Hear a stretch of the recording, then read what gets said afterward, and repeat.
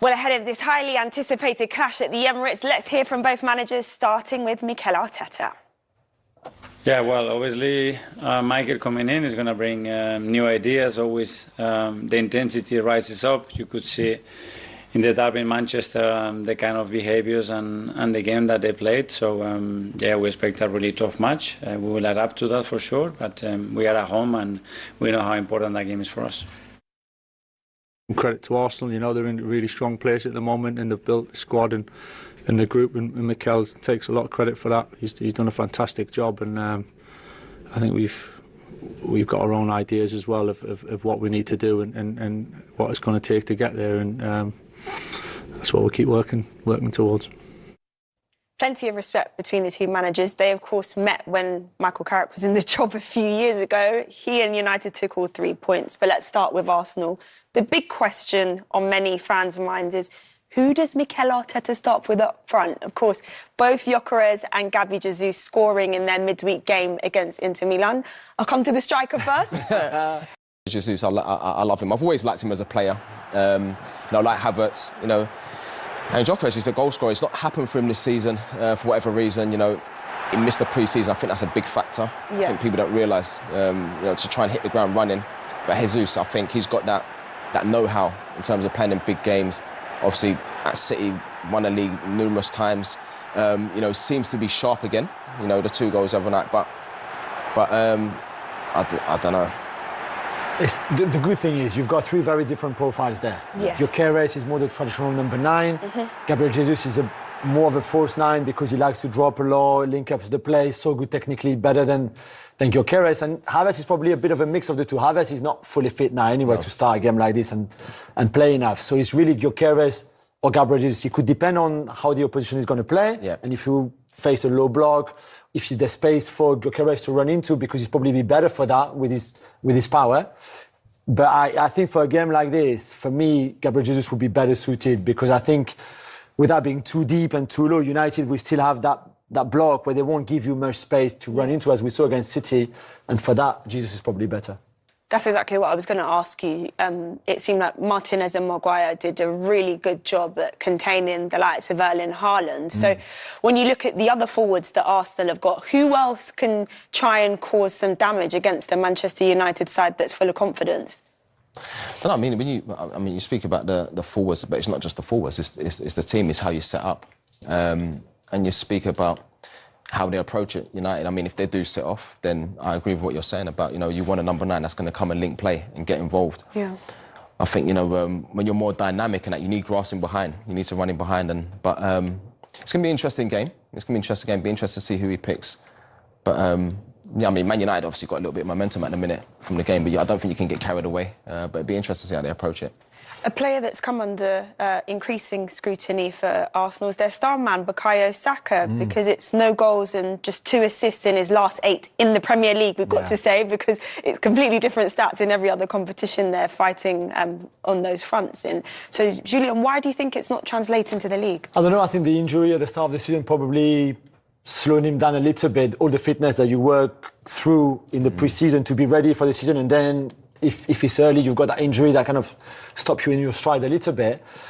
This is also a team that maybe had more input on the left-hand side this season, because Trossard has been really good, to be fair. Yeah. And apart from set pieces, it looks like Bukayo maybe is not as sharp, maybe not as decisive in the league that they would like him to be. It's a team that works a lot with their wide players and their wingers. The ball goes wide very, very quickly a lot. So if they don't really work out in one-on-one situations or their crosses, then Arsenal have a bit of a problem. That probably explains why, as we saw with the stats, those forwards haven't been really scoring as much goals or as many goals as we would have thought. Is it becoming a bit predictable with Arsenal? Because Jurrien just pointed to the fact that most of their attacks are coming from the wings. I think when you play against a block, whether that's a medium block or low block, you have to try and move the block.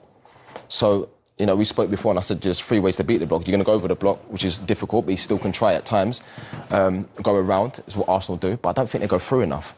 And maybe if they went through the block more, then Saka can run off the ball, instead of always getting it to feet and having to beat people and create something and, come inside like he does and hit shots. I think if they can try and play through more, with those good players that they're getting those number 10 positions, then maybe he can run off the ball more, because I think those chances come easier. When you're running onto chances, it's a lot easier than getting the ball and beating someone and actually score at the end of it. It's difficult. So I just feel like they need to mix it up more.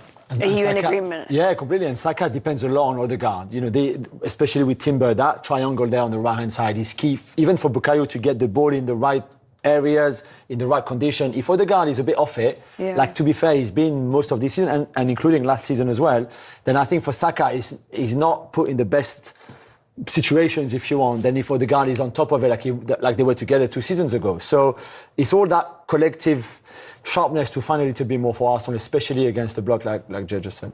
But when you think of what they spent in the summer and the players they've brought in, surely they've got enough reinforcements there to be flexible with the system. And I mean Mikel Arteta in particular. Yeah, I think Madueke has been a good signing, although he's a bit struggling as well for goals and assists in the Premier League, even including back towards the end of last season. Martinelli is another good option on the left-hand side with Trossard. Eze can play there too. So there's just a lot of variation that you can bring.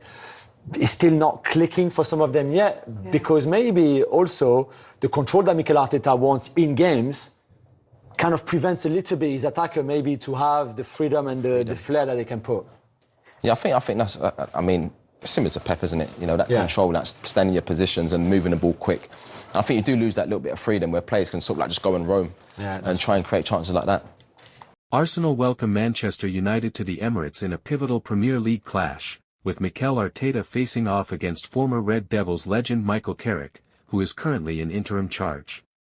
The Gunners sit 7 points clear at the top of the table and are determined to extend their lead in the title race.